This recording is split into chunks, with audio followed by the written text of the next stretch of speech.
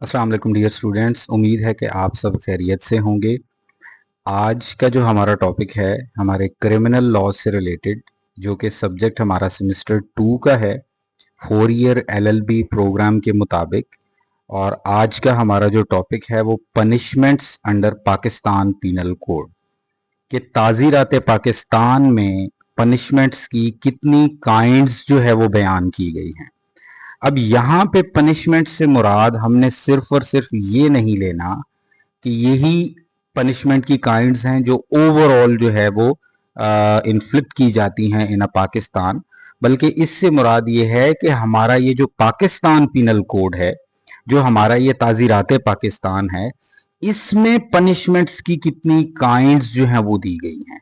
मतलब आपका ये कोड जो है ये किस किस्म की पनिशमेंट्स जो हैं अपने इस पूरे कानून में प्रोवाइड करता है। अब इससे रिलेटेड हमारा जो सेक्शन है वो पाकिस्तान पिनल कोड का वो सेक्शन 53 है, जो मुख्तलिफ पनिशमेंट की काइंड्स जो है वो प्रोवाइड करता है। अच्छा, आपने इस टॉपिक को मिक्स नहीं करना थ्योरीज ऑफ पनिशमेंट वाले टॉपिक से, क्योंकि हमारे इस क्रिमिनल लॉ के सब्जेक्ट में दो पोर्शंस हैं। एक पोर्शन आपका जनरल प्रिंसिपल्स ऑफ क्रिमिनोलॉजी है, जिसमें आपका एक टॉपिक जो है वो थ्योरीज ऑफ पनिशमेंट का मौजूद है, लेकिन ये जो हमारा टॉपिक है ये काइंड्स ऑफ पनिशमेंट का है। अब थ्योरीज ऑफ पनिशमेंट के हवाले से थोड़ा सा मैं जरा अगर ब्रीफ ओवरव्यू दूं तो वो ये है कि किस किस्म की पनिशमेंट, मतलब एक पनिशमेंट क्यों दी जाती है, कि किसी भी पनिशमेंट के पीछे रीजन क्या होती है, लॉजिक क्या होती है, कि अगर एक स्टेट जो है वो एक शख्स ने अगर कोई ऑफेंस किया तो उस ऑफेंस के बदले में स्टेट उसको पनिशमेंट क्यों दे रही है। क्या उसका पर्पस उस स्टेट में डेटरेंस को क्रिएट करना है कि आइंदा जो है वो फ्यूचर में कोई शख्स जो है वो इस किस्म की हरकत एक्ट जो है वो ना कर सके, या वो पनिशमेंट देने का मकसद क्या उसको रिफॉर्म करना है, रेफॉर्मेटिव है पनिशमेंट का मकसद, या उसको प्रिवेंट करना है कि वो सारी जिंदगी दोबारा जो है इस किस्म की हरकत ना कर सके। तो थ्योरीज बेसिकली हमें reasons of the punishment provide करती हैं कि एक पनिशमेंट अगर रियासत दे रही है किसी ऑफेंस की वजह से, तो उस पनिशमेंट के पीछे रीजन क्या है। वो आपका टॉपिक क्रिमिनोलॉजी के पोर्शन में आएगा, जो थ्योरीज ऑफ पनिशमेंट के नाम से उसको आप कवर करेंगे। आज का जो हमारा यहाँ पे टॉपिक है ये काइंड्स ऑफ पनिशमेंट से रिलेटेड है, कि ठीक है पनिशमेंट क्यों दी जाती है, रीजन क्या होती है पनिशमेंट की, वो तो थ्योरीज कवर कर लेगा। लेकिन अब उस पनिशमेंट के हवाले से आपका पाकिस्तान पीनल कोड जो है, ताज़ीरात पाकिस्तान जो है, ये अब आपको कितनी पनिशमेंट की काइंड्स बता रहा है कि ये कानून अब किस किस किस्म की पनिशमेंट जो है वो प्रोवाइड कर सकता है। तो आपने इसके लिए section 53 of the Pakistan penal code जो है वो याद रखना है, जो टोटल आपको 9 या 10 काइंड्स ऑफ पनिशमेंट जो है वो प्रोवाइड करता है। वन बाय वन इनको देखते हैं, डिटेल में डिस्कस करते हैं कि ये क्या होती हैं और ये पनिशमेंट जो है वो किस तरह से इन्फ्लिक्ट की जाती हैं। सो सेक्शन 53 के मुताबिक आपने जो सबसे पहली पनिशमेंट जिसको आपने याद रखना है वो है आपकी किसास। किसास बेसिकली एक इस्लामिक पॉइंट ऑफ व्यू से एक पनिशमेंट है, जिसका मतलब है कि आप जैसा किसी शख्स के साथ करेंगे, एक ऑफेंडर जो है फॉर इंस्टेंस अगर किसी शख्स का मर्डर कर देता है तो बदले में उसका भी मर्डर होगा। यानी कि एक आपने मैक्सिम याद रखना है टिट फॉर टैट, कि जैसा करोगे वैसा भरोगे। अगर आपने किसी शख्स का बाजू तोड़ दिया तो बदले में आपका बाजू तोड़ दिया जाएगा, यानी कि आंख के बदले आंख, नाक के बदले नाक, या अगर कत्ल के बदले कत्ल। तो ये एक पनिशमेंट जो ऑफेंडर को प्रोवाइड की जाती है, उसको ये इस चीज का एहसास दिलाने के लिए कि आपने जब किसी शख्स का नुकसान किया तो जो तकलीफ उसने बर्दाश्त की वैसी ही तकलीफ उसको दी जाए, ताकि उसको इस चीज का एहसास हो कि उसने जो एक्ट किया है वो एक काफी जो है वो रॉन्गफुल एक्ट था। सो ये आपकी जो पहली पनिशमेंट की काइंड है वो किसास की है, जैसा करोगे वैसा भरोगे, टिट फॉर टैट। अच्छा, नेक्स्ट आपके पास जो काइंड आ रही है वो है दियत। दियत is basically a monetary compensation. अच्छा, कंपनसेशन और फाइन दो चीजें जो हैं, मैं अभी आप लोगों के सामने इसको जरा एलेबोरेट कर दूं कि कंपनसेशन भी मॉनिटरी पनिशमेंट होती है और फाइन भी मॉनिटरी पनिशमेंट होती है, लेकिन इन दोनों दोनों में फर्क क्या है उसको जरा देखते हैं।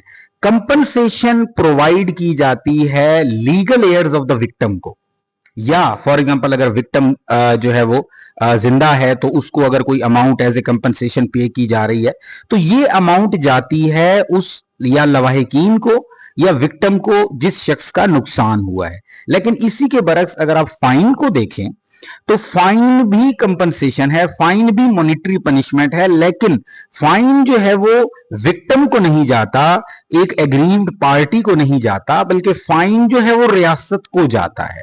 सो ये आप लोगों ने फर्क याद रखना है कि कंपनसेशन और फाइन में क्या डिफरेंस है। इन अ नटशेल अगर मैं इसको बयान करूं तो वो ये है कि कंपनसेशन मीन कि वो अमाउंट जो प्रोवाइड की जाती है विक्टिम्स को या जो एग्रीव्ड पार्टी है उसको प्रोवाइड की जाती है। लेकिन अगर आप फाइन की बात करें तो फाइन जो है वो गवर्नमेंट को पे किया जाता है, सरकार के खाते में जो है वो जाता है। अब हम बात कर रहे थे दियत की। दियत से मुराद ये है, इसको सिंपल समझने के लिए आप अपने माइंड में ये रखें कि दियत is basically a blood money, कि अगर आप किसी शख्स का मर्डर कर देते हैं, और ये आपके पाकिस्तान पीनल कोड में दियत की ये जो पनिशमेंट है ये सिर्फ आपके कत्ल के केसेस में है। अब आगे जाके परसेंटेज ऑफ द दियत में भी थोड़े से रूल्स आएंगे, लेकिन वो आगे मजीद जो काइंड्स हम जिनको डिस्कस करेंगे तो उसमें एक्सप्लेन करने की कोशिश करूंगा। एग्जैक्ट जो दियत की अमाउंट है वो आप लोगों ने याद रखनी है, और वो है 30630, 30,630 gram of silver. 30630 gram of silver जो है उसकी जो मार्केट वैल्यू होगी वो एक मिनिमम स्टैंडर्ड सेट कर दिया गया है दियत की अमाउंट के लिए। यानी कि उस टाइम पे, जिस टाइम पे ये ऑफेंस हो रहा है उस टाइम पे मार्केट वैल्यू यानी कि जो चांदी है उसके तोले की कीमत क्या है, तो उसको कैलकुलेट किया जाएगा। 30,630 ग्राम ऑफ सिल्वर की जो मार्केट वैल्यू होगी उसकी जो अमाउंट निकलेगी वो मिनिमम स्टैंडर्ड होगा ब्लड मनी का या दियत का या उस कंपनसेशन का जो बदले सुलह में लवाहिकीन को जो है वो पे की जाएगी। अब यहां पे एक क्वेश्चन ये राइज होता है कि मुख्तलिफ हम इंस्टांसेस अपने पाकिस्तान में देखते हैं कि लोगों ने जो है वो फी सबीलिल्लाह माफ कर दिया। सो इसमें ये होता है कि आपकी मर्जी है, लवाहिकीन की मर्जी है, लीगल एयर्स की मर्जी है, क्या या तो वो दियत लेने से इनकार कर दें और वो कहे कि हमें जो है वो जस्टिस चाहिए, इस शख्स को जो है वो 302 के तहत जो है वो सजा दी जाए, या दूसरी सिचुएशन ये होती है कि वो दियत की अमाउंट लेके उस शख्स को जो है वो उसके बाद रिलीज कर दिया जाए, या तीसरी सिचुएशन ये भी होती है कि फी सबीलिल्लाह जो है वो कंपाउंड कर लिया जाए, उस शख्स को माफ कर दिया जाए।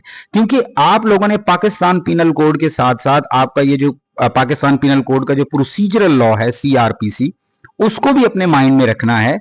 वो चूंकि बेसिकली एक आपका प्रोसीजरल लॉ है तो उस सीआरपीसी के एंड पे एक शेड्यूल 2 दिया हुआ है, वो इंशाल्लाह उस पर भी किसी दिन हम लेक्चर रिकॉर्ड करेंगे कि शेड्यूल 2 जो है उसको डिटेल में पढ़ेंगे, जिसमें ऑफेंस भी लिखा हुआ है, ये भी लिखा हुआ है कि वो ऑफेंस बेलेबल है या नॉन बेलेबल है। अब उसमें वो कॉग्निजेबल है, नॉन कॉग्निजेबल है।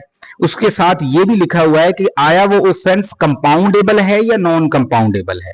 अब कंपाउंडेबल ऑफेंसेस वो होते हैं कि जिसमें सुलह हो सकती है, अगर लीगल एयर्स चाहें या अगर विक्टिम जिंदा है वो चाहे तो उसमें जो एक ऑफेंडर पार्टी है, जिस पार्टी ने नुकसान किया उस पार्टी को माफ कर सकते हैं, उसमें सुलह हो सकती है। अब कत्ल के केसेस में 302 की अगर आप बात करें तो इसमें सुलह हो सकती है। अब सुलह की कुछ कंडीशंस हैं, या तो वो उनको फी सबीलिल्लाह माफ कर दे, पार्टीज की मर्जी है, या उसके अलावा वो क्या करें कि वो दियत जो ब्लड मनी की जो अमाउंट है, जो कि अभी मैंने आपको उसका मिनिमम स्टैंडर्ड बताया कि 30630 ग्राम ऑफ सिल्वर की मार्केट वैल्यू मिनिमम स्टैंडर्ड है उसका, इससे ज्यादा जा सकती है, तो वो दियत की अमाउंट पे करके जो है वो रिलीज हो सकता है। सो दियत मीन अ ब्लड मनी जो कि कत्ल के केसेस में होती है, और उसकी 30630 ग्राम ऑफ सिल्वर की जो मार्केट वैल्यू उसके मुताबिक दियत की अमाउंट जो है वो as a punishment, as a compensation जो पे की जाती है legal heirs of the victim को। नेक्स्ट हमारे पास जो काइंड आ रही है अर्श। अर्श की काइंड आप ये देखें कि ये आपको हर्ट के केसेस में ज्यादा मिलेगी। हर्ट मीन ऐसे केसेस कि जिसमें किसी एक शख्स को जो है वो जख्मी कर दिया गया हो। 337 के मुख्तलिफ सेक्शन जो है वो हर्ट के साथ डील कर रहे हैं। अब अर्श बेसिकली ये भी एक कंपनसेटरी पनिशमेंट है। किस तरह कि अर्श से मुराद ये है कि परसेंटेज ऑफ द दियत, not full amount of the दियत, बट इसकी कुछ परसेंटेज जो है वो पनिशमेंट में लिख दी जाती है। फॉर एग्जाम्पल ये लिख दिया जाए कि जो कंपनसेशन होगी वो हाफ ऑफ द दियत जो है वो लीगल एयर्स को पे की जाएगी, या ये लिख दिया जाए कि 1/4 ऑफ द दियत लीगल एयर्स को पे की जाएगी एज एन अर्श। सो अर्श मीन परसेंटेज ऑफ द दियत, 10% ऑफ द दियत, 30% ऑफ द दियत, 50% ऑफ द दियत। अब ये एक उसको लिखा जाएगा कि पनिशमेंट एज एन अर्श, फॉर एग्जांपल के 10% ऑफ द दियत। अब आपने वहां पे अदालत क्या करेगी, कैलकुलेट करेगी कि दियत की अमाउंट मार्केट वैल्यू के मुताबिक ये बनती है। अब उस अमाउंट का जो 10% है, अगर ये पनिशमेंट इन्फ्लिक्ट की गई कि 10% ऑफ द दियत एज एन अर्श जो है वो प्रोवाइड की जाएगी to the legal heirs of the victim और टू द विक्टिम, तो इस सिचुएशन में क्या है कि दियत की अमाउंट को कैलकुलेट किया जाएगा मार्केट वैल्यू के मुताबिक, फिर उसके बाद उसकी जो परसेंटेज है उसको कैलकुलेट करके अर्श की अमाउंट जो है वो कैलकुलेट की जाएगी। सो इन अ सिंपल, अर्श मीन परसेंटेज ऑफ द दियत। अब चूंकि ये परसेंटेज ऑफ द दियत है तो ये भी एक कंपनसेटरी पनिशमेंट है जो कि legal heirs of the victim और विक्टिम खुद अगर जिंदा है तो उसको जो है ये प्रोवाइड की जाती है। नेक्स्ट हमारे पास जो काइंड है वो है दमान या दमन। ये एक ऐसी काइंड है कि जिसमें अदालत के पास ये डिस्क्रिशनरी पावर है कि वो अमाउंट ऑफ कंपनसेशन को कैलकुलेट करेगी। इसमें कोई परसेंटेज फिक्स नहीं की गई, अमाउंट फिक्स नहीं की गई। इसमें यह होगा कि अदालत को यह इख्तियार दिया गया है कि वो केस की नौयत को देखे, फैक्ट्स ऑफ द केस को देखे और उसमें देखे कि एग्रीव्ड पार्टी का नुकसान कितना हुआ है।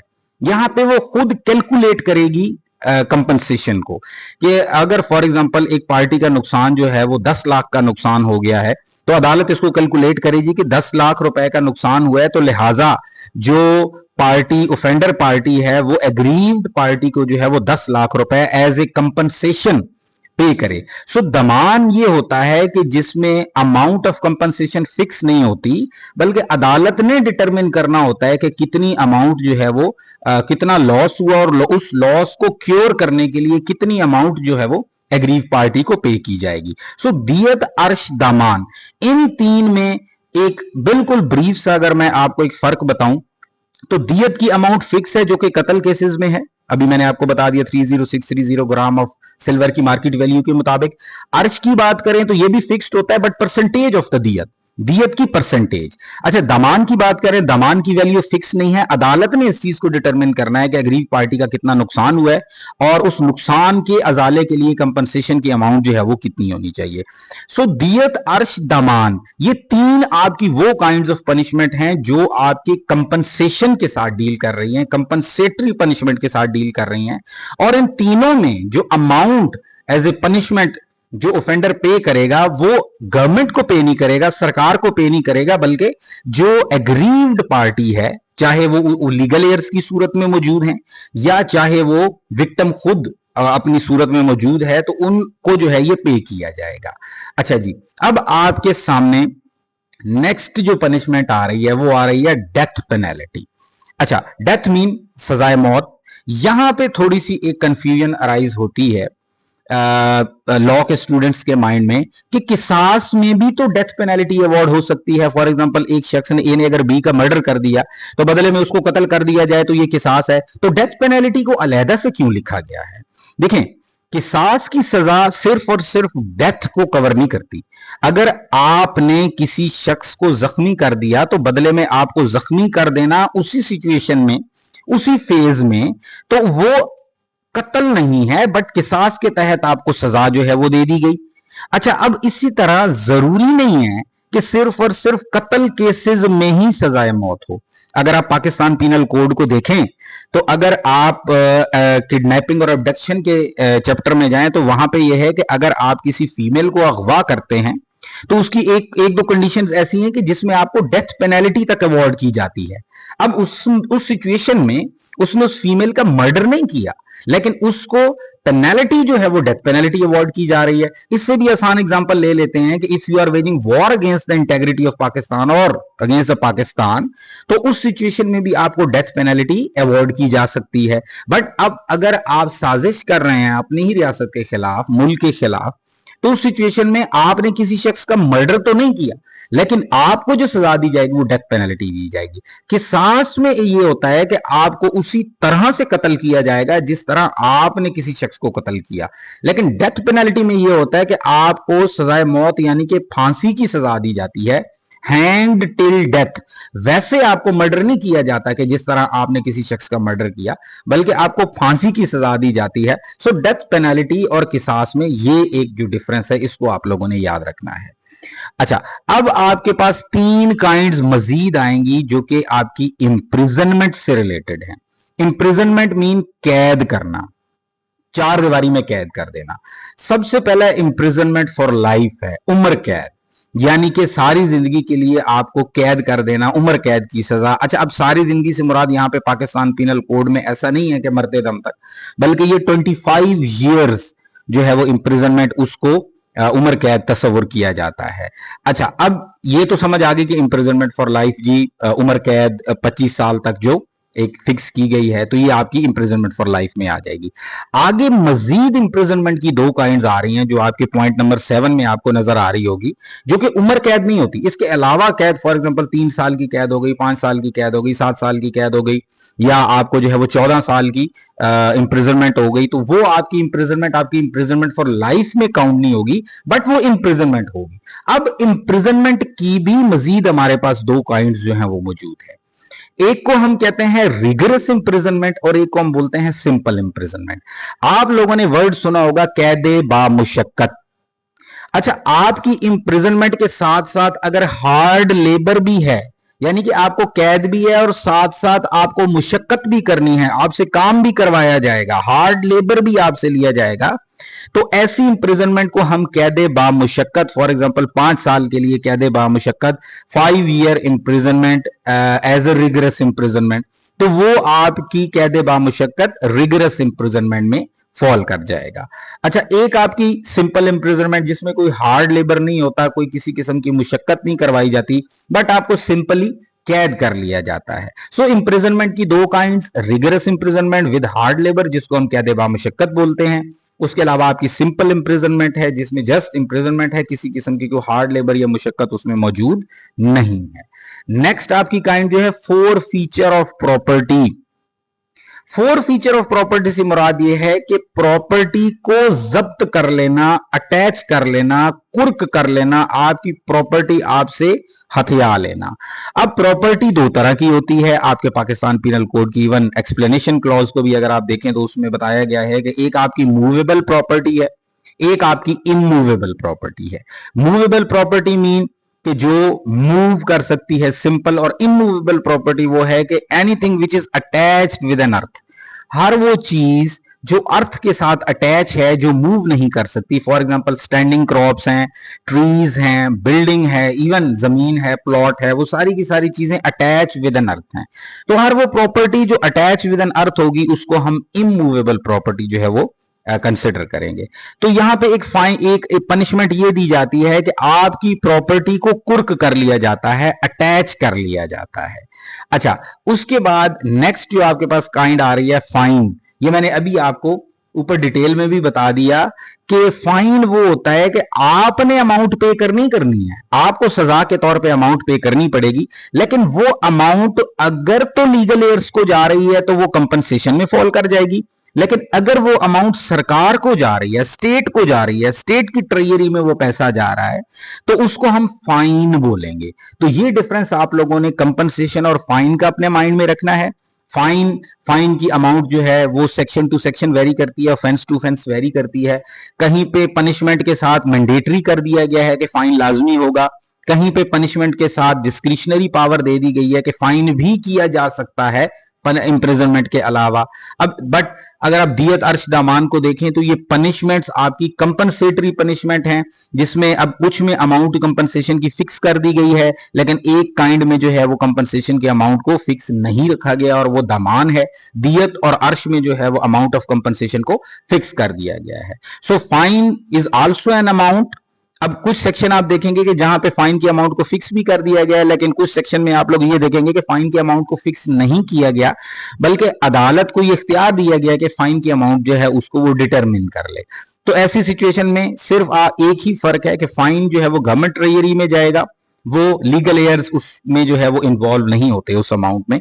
लेकिन अगर आप दियत अर्श दामान को देखें तो ये एक कंपनसेशन है जो कि legal heirs of the victim या विक्टिम खुद जो अगर वो मौजूद है तो उनको प्रोवाइड किया जाता है। ये आपके सेक्शन 53 पाकिस्तान पीनल कोड के मुताबिक जो है हमने मुख्तलिफ काइंड्स ऑफ पनिशमेंट को देखा। इसी हैंड आउट में नीचे इन सब की जो है वो डिटेल जो है वो दी गई है। किसास के हवाले से रिटेलिएशन की थ्योरी इसके साथ अट्रैक्ट करेगी। कत्ले अमद के केसेस में, इंटेंशनल मर्डर यानी के केसेस में तो क्या होता है कि किसास की जो है वो सजा मौजूद होती है। दियत का भी मैंने आपको बताया, ब्लड मनी। इसके अलावा मैंने आपको अर्श का बताया जो कि कंपनसेशन है और परसेंटेज ऑफ द दियत जो है वो मौजूद है। दमान का मैंने बताया कि जिसमें अदालत इस चीज को खुद डिटरमिन करेगी कि कितनी अमाउंट जो है वो कंपनसेशन की लीगल एयर्स को या विक्टिम को प्रोवाइड की जाएगी। डेथ पेनल्टी, डेथ सेंटेंस के हवाले से भी मैंने अभी आपको बताया। इंप्रिजनमेंट फॉर लाइफ को भी हमने डिस्कस कर लिया। सिंपल इंप्रिजनमेंट में हमने ये देखा कि रिगरस इंप्रिजनमेंट भी हो सकती है with hard labour. Simple imprisonment वो होती है विदाउट एनी हार्ड लेबर। उसके बाद हमने 4 फीचर ऑफ प्रॉपर्टी को देखा कि प्रॉपर्टी को जब्त कर लेना। फिर उसके बाद हमने फाइन को देखा। इंपॉर्टेंट केस लॉ है, इसको हम स्किप कर देते हैं, ये आप लोग खुद देख लीजिएगा।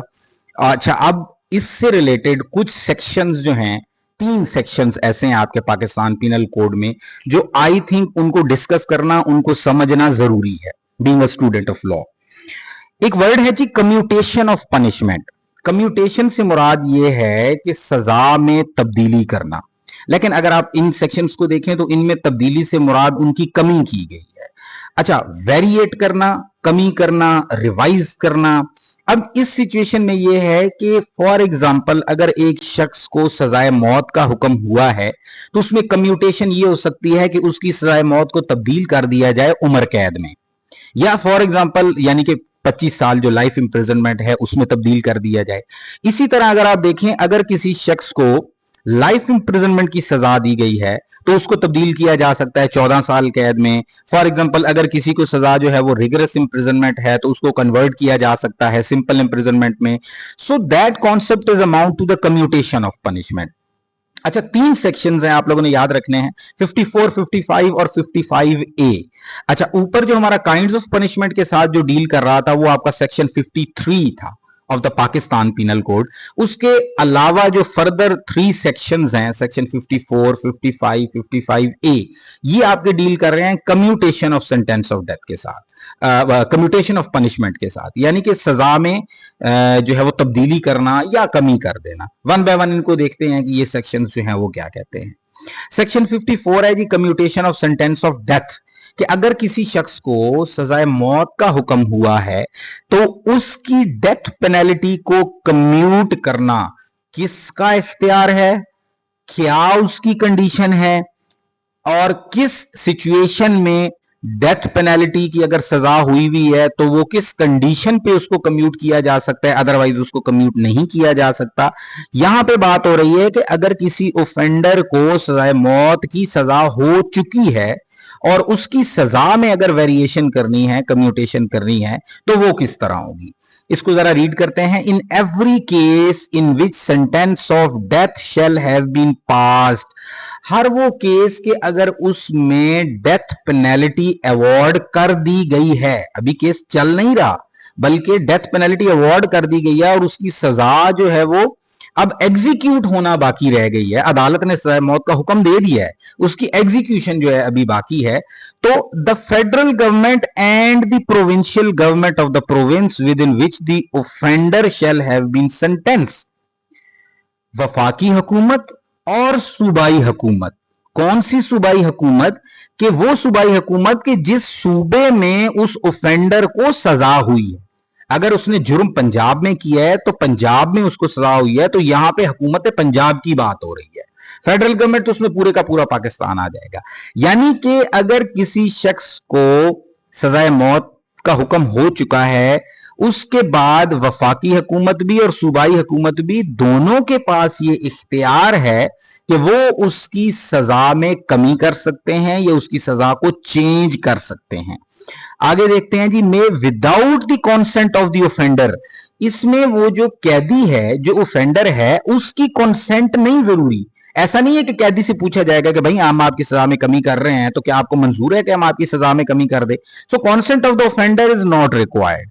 क्या कर सकते हैं जी, commute the punishment for any other punishment provided by this code, यानी कि उसकी सजा को तब्दील कर सकते हैं किसी भी और सजा में। अब आप लोगों ने याद रखना है कि उसको जो सजा दी गई है या दी जा चुकी है वो उसको डेथ पेनल्टी का हुक्म हो चुका है, तो उसको तब्दील अगर करेंगे तो किस में तब्दील कर सकते हैं, उम्र कैद में तब्दील कर देंगे, 14 साल में तब्दील कर देंगे, वगैरह वगैरह। सो कम्यूट दोनों के पास इख्तियार है अगर उसको मौत का हुक्म हो चुका है तो। आपके फेडरल गवर्नमेंट के पास भी इख्तियार है, आपकी प्रोविंशियल गवर्नमेंट के पास भी इख्तियार है, लेकिन इसकी एक प्रोवाइजो है, provided that in a case in which sentence of death shall have been passed against the offender convicted for an offense of qatl।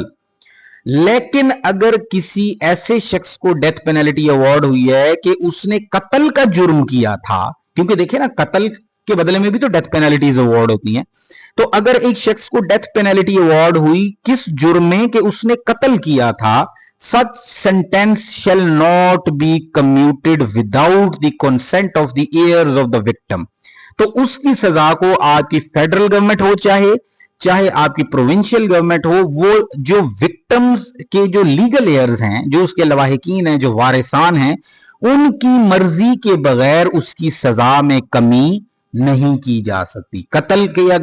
कत्ल के जुर्म में अगर उसको सह मौत का हुक्म हुआ है तो उस सिचुएशन में जो लवाहिकीन है, जो वारसान है, जो मर चुका है डिसीज पर्सन के, उन वारिसान की कॉन्सेंट या रजामंदी के बगैर, चाहे ये इख्तियार फेडरल गवर्नमेंट और आपकी वफाकी हुकूमत और सूबाई हुकूमत दोनों के पास मौजूद है, लेकिन विक्टिम की यहां पे कॉन्सेंट जरूरी है अगर उसको कत्ल के ऑफेंस में सजा मौत का हुक्म हुआ है।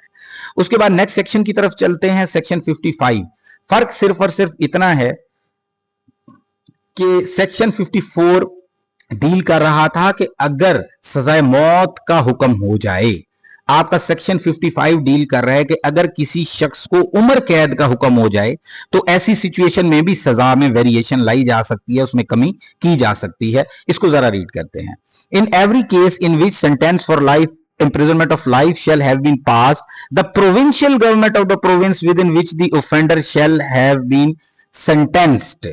इससे मुराद ये है कि जहां पे उम्र कैद की सजा अगर किसी शख्स को हो चुकी है और उसकी सजा में कोई वेरिएशन करनी है, कमी करनी है, तो ये इख्तियार आपका सिर्फ और सिर्फ गवर्नमेंट ऑफ प्रोविंस के पास मौजूद है, ये आपके फेडरल गवर्नमेंट के पास मौजूद नहीं है। फेडरल गवर्नमेंट का इख्तियार सिर्फ और सिर्फ डेथ सेंटेंस अगर पास हुई है तो उस सिचुएशन में है, लेकिन अगर उम्र कैद की सजा है और उसमें आप किसी किस्म की कोई वेरिएशन करवा रहे हैं तो ये इख्तियार सिर्फ और सिर्फ प्रोविंशियल गवर्नमेंट के पास मौजूद है।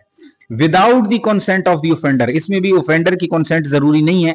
Commute the punishment for imprisonment of either description for a term not exceeding 14 year. अब वो उस सजा में अगर कमी करते हैं तो वो सजा किस हद तक कर सकते हैं, ईदर डिस्क्रिप्शन, उनकी मर्जी है कि वो अगर उम्र कैद को तब्दील कर रहे हैं किसी और सजा में तो उसको सिंपल भी कर सकते हैं या रिगरस भी कर सकते हैं, यानी कि सजा इंप्रिजनमेंट सिंपल भी हो सकती है और कैद बामुशक्कत भी हो सकती है। लेकिन अगर उम्र कैद को तब्दील किया जा रहा है, कम किया जा रहा है, तो फिर 14 साल से ज्यादा नहीं हो सकती। मतलब उम्र कैद से डायरेक्टली जंप किया जाएगा 14 साल कैद पे। अब वो आगे मर्जी है कि वो 14 साल की कैद जो है वो कैद बामुशक्कत हो या वो सजा जो है वो सिंपल इंप्रिजनमेंट में फॉल करे।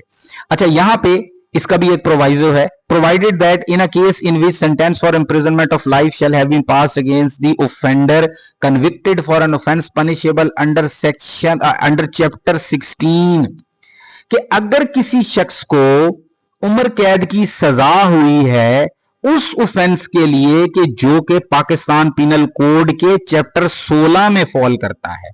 आपके पाकिस्तान पीनल कोड का चैप्टर 16 बात करता है offences affecting the human body, हर वो ऑफेंस के जो इंसान के जिस्म को नुकसान पहुंचाता है। फॉर एग्जांपल कत्ल का जुर्म हो गया, हर्ट का जुर्म हो गया, इस किस्म के जो जराइम हैं ये आपके chapter 16 of the Pakistan penal code में फॉल करते हैं। तो इसके लिए एक रूल ये बताया गया है कि अगर किसी शख्स को उम्र कैद की सजा हुई है उस ऑफेंस की वजह से कि जो कि पाकिस्तान पिनल कोड के चैप्टर 16 में आ रहा है, तो उसके लिए याद रखना है कि सच punishment shall not be commuted without the consent of the victim और as the case may be of his heirs. अब इस सिचुएशन में क्या होगा कि इस सिचुएशन में दोबारा वही बात आ जाएगी कि चाहे ये प्रोविंशियल गवर्नमेंट के पास इख्तियार है कि वो उम्र कैद को 14 साल की सजा में तब्दील कर सकता है, लेकिन अगर उस ऑफेंस में उसको उम्र कैद हुई है कि जो ऑफेंस चैप्टर 16 में फॉल कर रहा है of the Pakistan penal code, तो उस सिचुएशन में लवाहिकीन की इजाजत या अगर विक्टिम मौजूद है तो विक्टिम की इजाजत जरूरी है। ये आपका सेक्शन 54 और सेक्शन 55 था। अब हम बात करते हैं सेक्शन 55A की। सेक्शन 55 ये कहता है कि नथिंग इन सेक्शन 54 ऊपर वाला और सेक्शन 55 इससे ऊपर वाला shall derogate from the right of the president to grant pardons, reprieves, respites और रिमिशन ऑफ द पनिशमेंट। देखिए आपके कॉन्स्टिट्यूशन ऑफ पाकिस्तान के मुताबिक सदर पाकिस्तान के पास भी ये इख्तियार है कि वो सजाओं में कमी कर सकता है, इवन पार्डन ग्रांट कर सकता है, किसी भी सजा को जो है वो माफ भी कर सकता है। तो आपका सेक्शन 55A ये बता रहा है कि वो जो आपके कॉन्स्टिट्यूशन में प्रेसिडेंट को पावर टू ग्रांट पार्डन दिया गया है कि वो माफ कर सकता है, सजाओं में कमी कर सकता है, सजा की नौयत को चेंज कर सकता है, तो वो पावर को आपके ये जो ऊपर वाले सेक्शन 54 और 55 हैं, ये उन पावर को जो है उसमें इंटरफेयर नहीं कर रहे। जो प्रेसिडेंट की पावर प्रेसिडेंट ऑफ पाकिस्तान की कॉन्स्टिट्यूशन में मौजूद है वो अलहदा से है। यानी कि आपका section 54 commutation of the sentence of death और आपका section 55 commutation of the sentence of the imprisonment for life, इन दोनों सेक्शंस का ताल्लुक प्रेसिडेंट की जो प्रीरोगेटिव है, प्रेसिडेंट की जो पावर टू ग्रांट पार्डन है या सजाओं में कमी करने की जो उसका इख्तियार है, उसके ऊपर किसी किस्म का आपके ऊपर वाले दो सेक्शन 54 और 55 उनका असर नहीं होगा। प्रेसिडेंट की पावर अलहदा है, ये ऊपर वाले सेक्शन में सिर्फ और सिर्फ फेडरल गवर्नमेंट और प्रोविंशियल गवर्नमेंट की पावर को एक्सप्लेन किया गया है। अच्छा जी, हमारा ये टॉपिक आज का यहाँ पे खत्म होता है और उम्मीद है कि आप लोगों को इस टॉपिक की समझ आ गई होगी। बट डिस्पाइट ऑफ दिस अगर आपको समझ नहीं आ रही तो आप मुझे व्हाट्सएप पे कोऑर्डिनेट करके मुझसे उस अपने कॉन्सेप्ट को क्लियर कर सकते हैं, या आप मुझे वीडियो के नीचे कॉमेंट करके भी अपना कॉन्सेप्ट जो है वो क्लियर कर सकते हैं। अपना बहुत सारा ख्याल रखिएगा। अल्लाह हाफिज।